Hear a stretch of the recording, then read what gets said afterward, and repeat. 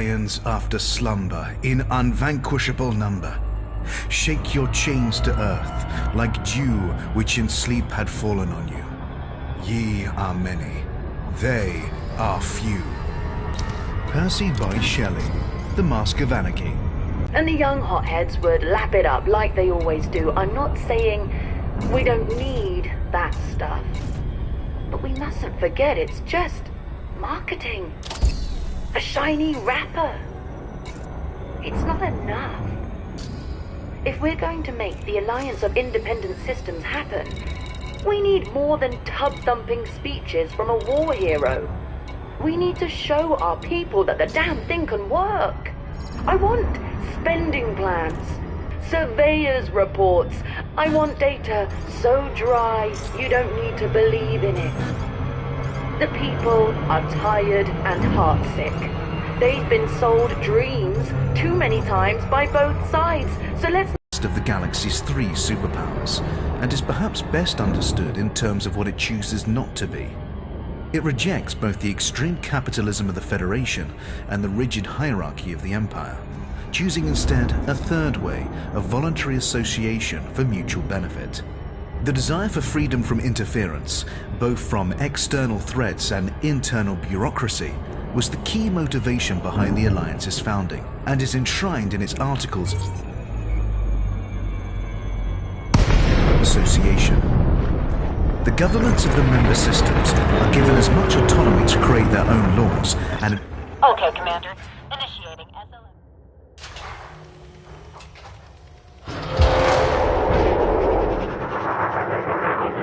Ready when you are. ...of their own affairs as possible.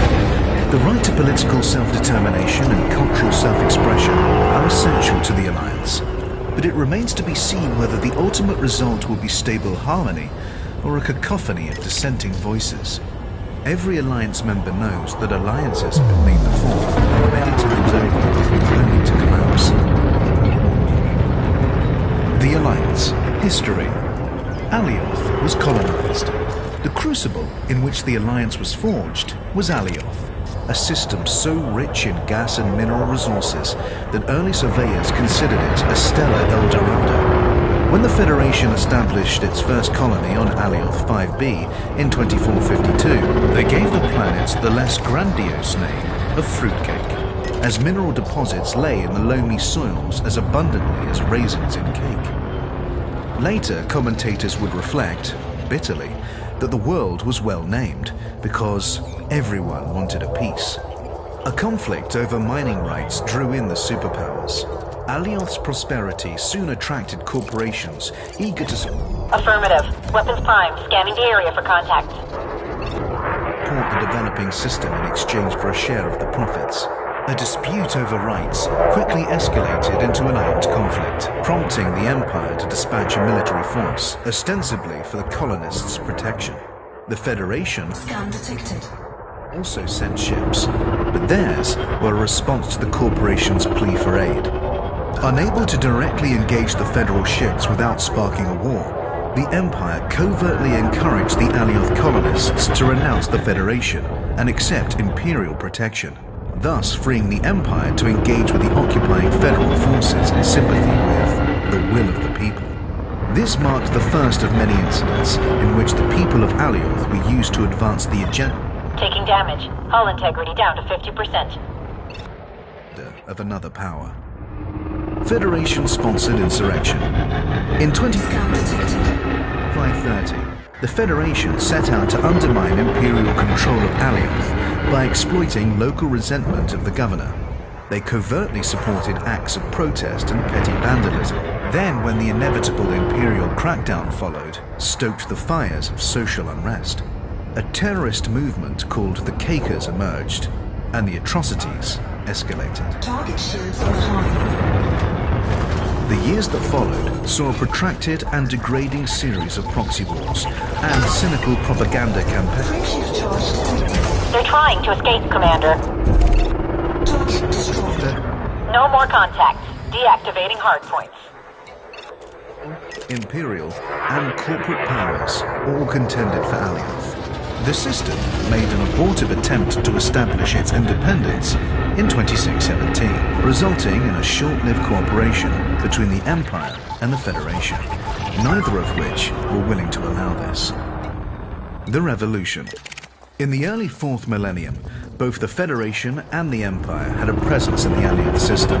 Fruitcake, now known as Gordonworld, was a federal protectorate, while the Empire had earlier conducted terraforming experiments on the world of New California, and also held gas mining platforms in the system. The federal corporation supplying New California had raised the prices of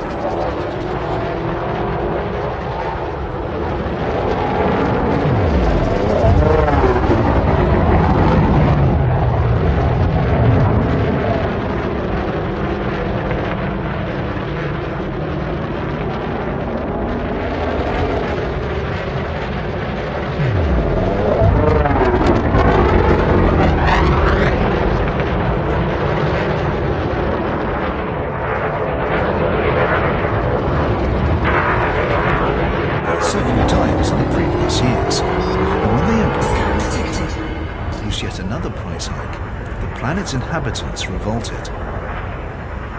In the insurrection that followed, rebels commandeered any available ships and headed out to the gas mining platforms, where they attacked the outpost's corporate employees. Alarmed, the Empire and the Federation dispatched ships to put down the rebellion, but were beaten back by a hastily assembled force made up of fighters from Alioth and, crucially, volunteers from nearby independent systems. Neither the Empire nor the Federation were able to gain a foothold, and eventually both Scan detected. forces had to withdraw. The Empire faced too many logistical problems fighting so far from home, while the Federation's efforts were undermined by public sympathy for the rebels. An alliance was brokered. The victory in Alioth had proven that independent systems working together could hold their own against the superpowers. It fell to pilot Mick Turner and scientist Meredith Argent to ride the wave of public spirit and propose a permanent alliance, under whose aegis independent systems could enjoy freedom. Wilco, Commander. Returning to fire right now.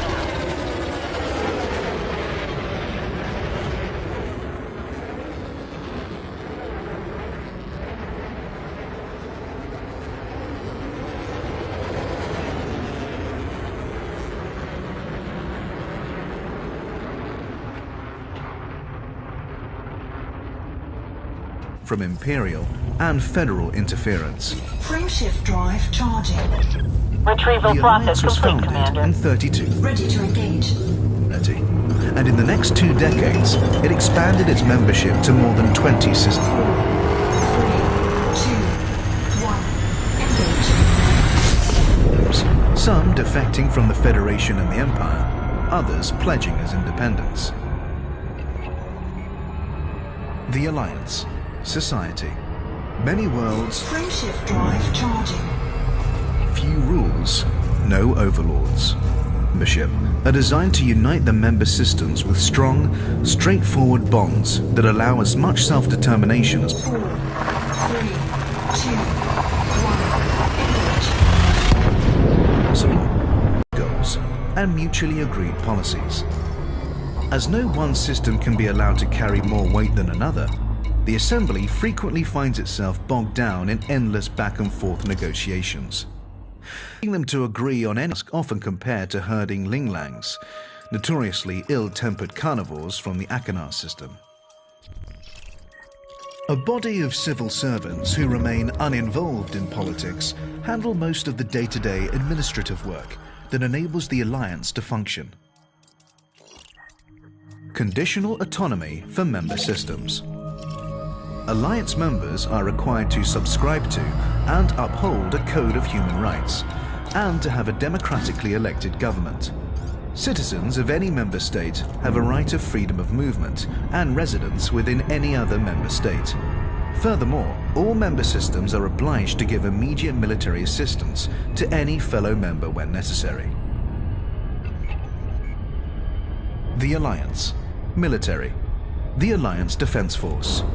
While each Alliance member system maintains its own navy, all members are required to commit ships and crew to the Alliance Defense Force. This rapid response group usually remains within Alliance space, and its tasks vary from providing a beleaguered system with military assistance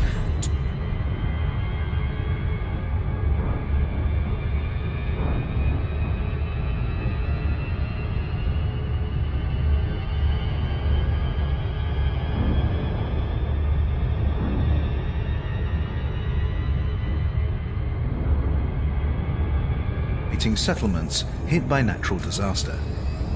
A 6-member Council of Admirals oversees the Alliance Defense Force. It is accountable to the Assembly, but does not require its approval before taking action. This freedom of decision-making prevents urgent military action being delayed by tedious debate.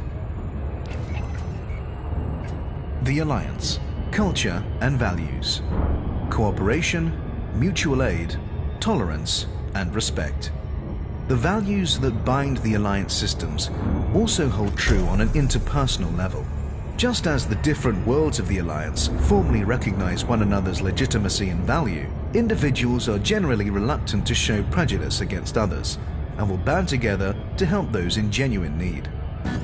Diversity is strength.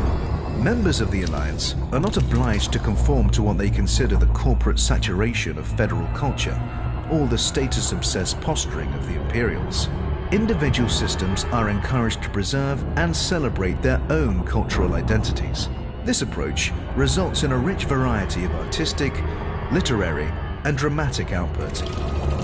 Free to speak, free to protest. One curious cultural constant across the Alliance member systems is the way the citizens indulge their freedom to complain. They can criticize their governments without fear of repression, and they frequently do so. Previous experience of exploitation has left many citizens cynical, but possessed of a certain mordant humor and a willingness to take life as it comes. The Alliance: diplomatic relations. The Federation. Alliance attitudes to the Federation vary sharply, depending on whether one is asking about the Federation's government or its citizenry. The government is seen as a hidebound relic, unable to arrest its slow decline into decadence, but the general populace are much more compassionately viewed. An Alliance citizen, proud of his or her own emancipation, is likely to have a rather condescending view of a federal citizen. They are characterized as ignorant dupes, kept satiated by mass-market entertainment and branded consumer goods. This is not seen as their fault, however. On the contrary, it is widely held that the Federation and the corporate barons deliberately keep the people in this servile state. The Alliance is more interested in enticing federal systems to join its union, thereby winning the moral war, than in exacting vengeance for the wrongs of the past. There has been too much violence already. The Empire. To the Alliance, the Empire is anathema, with its Orbital flight engaged. monolithic culture, veneration of opulence, disdain for human rights and tolerance of slavery. It could not be further from the Alliance's values of mutual respect and freedom from exploitation. Yet, for all this, many Alliance members would rather deal with the Empire than the Federation. The common belief is that the Federation will always pretend to be something it is not. At least with the Empire, you know what you're dealing with. Most Alliance citizens view the emergence of a progressive movement within the Empire with cynicism. Everyone knows that the Empire is incapable of changing its ways. The whole Imperial social model is an imitation of the past. But some in the Alliance nevertheless welcome the ascension of the first female Emperor. The edifice may not be about to crumble, but such a profound change cannot be ignored. The Alliance. Introduction. Rise, like lions after slumber, in unvanquishable number. Shake your chains to earth, like dew which in sleep had fallen on you. Ye are many, they are few. Shelley, The Mask of Anarchy, 1819.